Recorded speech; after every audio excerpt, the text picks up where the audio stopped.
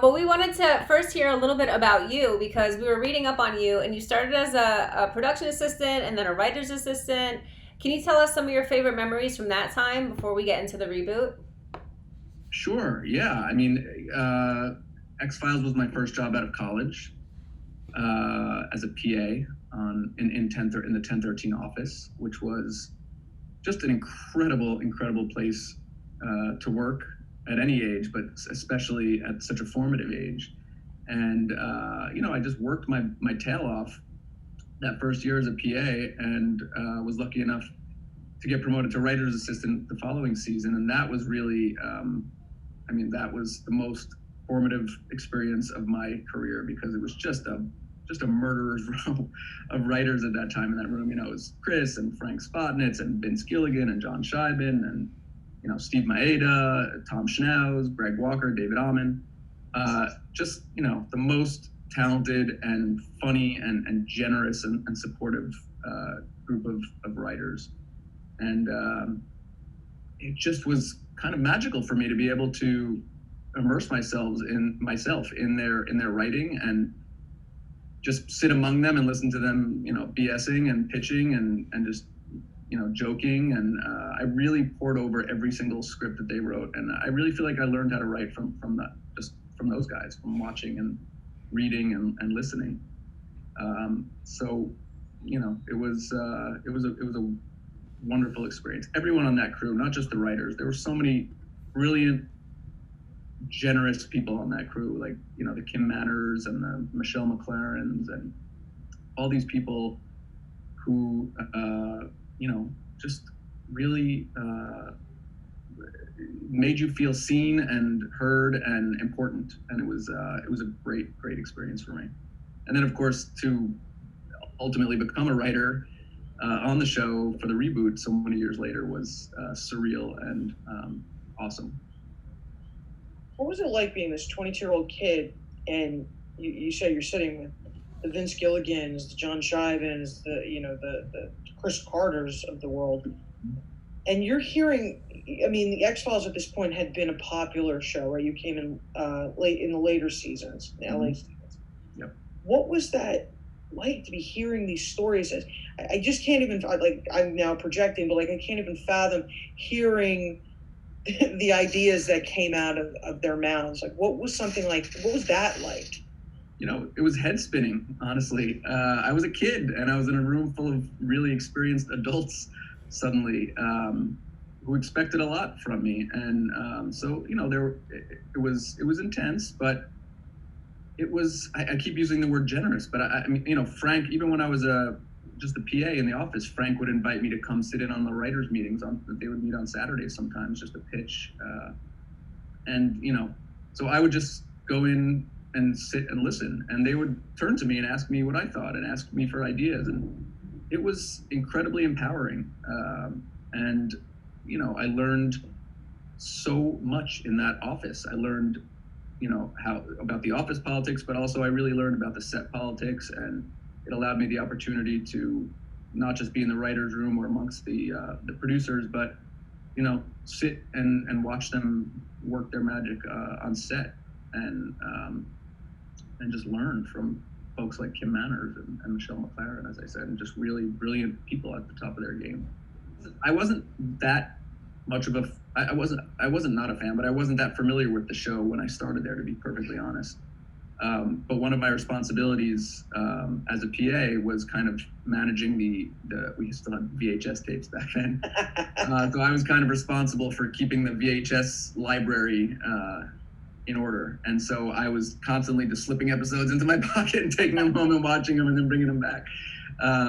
So I got to watch every episode in very short time. And I fell in love with it. I fell in love with the storytelling and the characters and just the whole beautiful thing. Very cool. What was it like for you? You worked on the X-Files, some could say at the height of the popularity of the show. What was that like being part of that? It was cool. It was a badge of honor. My friends, when I got the job, a couple of my friends were like diehard fans, and they including like people in my family, and they couldn't believe that I was in 1013, and it meant nothing to me really, 1013. But I quickly understood how impactful the show was and how important it was to people. So it was cool. It was I wore it like a badge of honor, honestly. And it was something I was really proud of. So let's talk a little bit about the reboot and coming back to write. You came back and you wrote Kitten, which was really diving into the character, Mitch Pileggi's character, Walter Skinner. Can you talk a little bit about that process, how that episode came about, and your process for putting that together? Yeah, sure.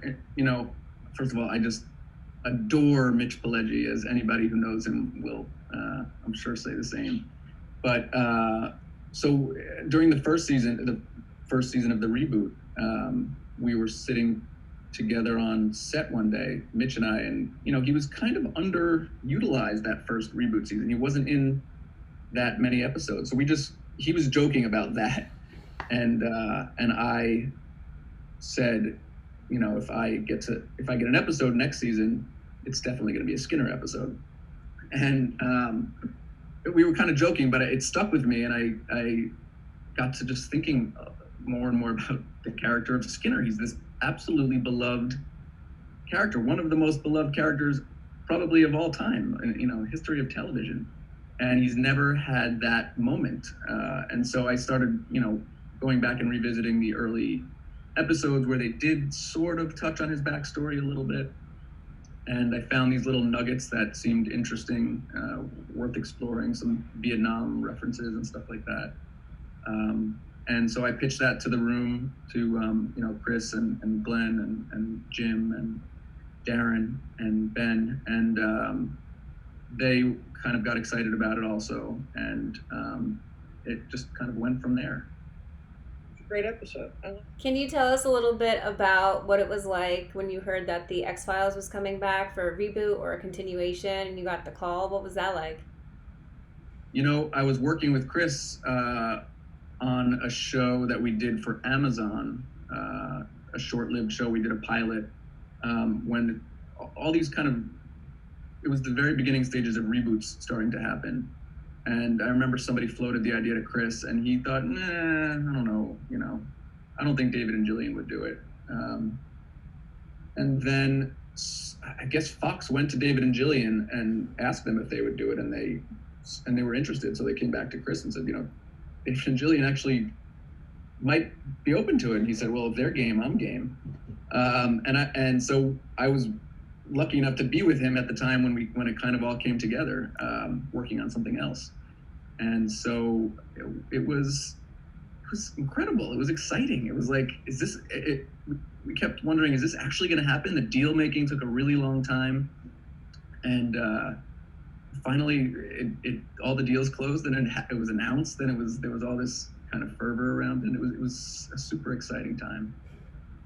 That's cool. Surreal. In 2016, all of a sudden you're talking about the X-Files again.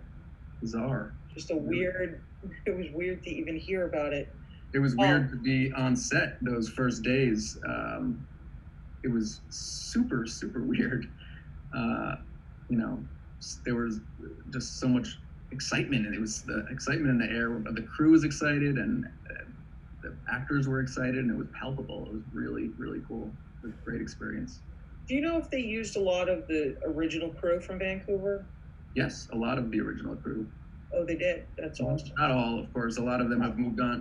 People who were like low on the totem pole back when they did the show are now like, big time heads of, departments and whatever. But Chris, it was important to Chris to invite a lot of the same folks back, and he kind of got everybody that he could who was still around and interested.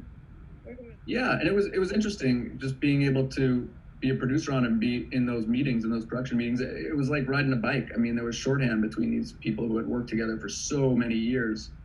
And also on set, like with David and Gillian. I mean, some of the camera guys were the same, and they knew each other, and it was kind of lovely.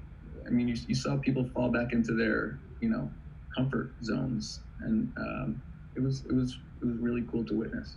It's like a crazy high school reunion. Totally.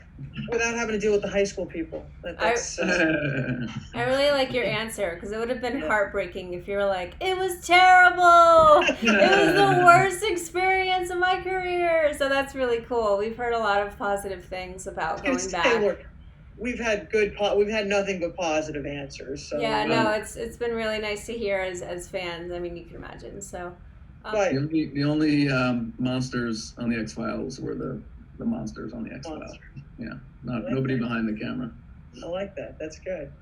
Mm-hmm. Why do you think this show in particular is so relevant 25 years later? I mean, we were two 10-year-old kids when the show, or 10 and 9, sorry, Lauren. She likes to remind me she's a year younger than me. You're younger. 10 and 9, who started in 1993, and now we're in our late 30s, and the show still has an impact on our lives. Sure. Why do you think a show like this is still so relevant?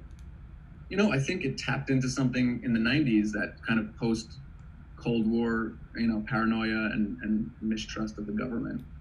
And that kind of went away to some extent in the 2000s, and it's kind of back now, right? I mean, we kind of are at that place again where we don't trust the government, and so it just feels, again, somehow it feels timely, and it feels like it's tapped into something really visceral. It feels like Chris could predict the future, and so many things he has written about the conspiracies, and he was very prescient about a lot of the stuff he wrote about. Even if you look at even the reboot, when he was writing about the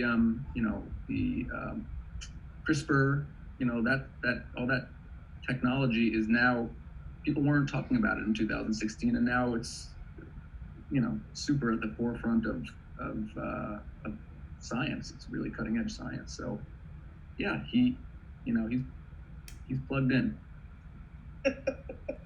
So our last question is something that we ask everyone that we have the pleasure of speaking with, and that is, what is your message for the fans? Oh, message for the fans. I'm sure everybody says, never give up, right? Couple people.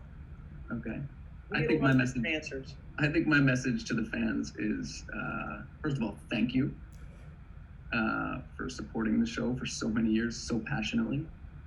And then, they say that the show probably won't keep going, but my message would be never give up.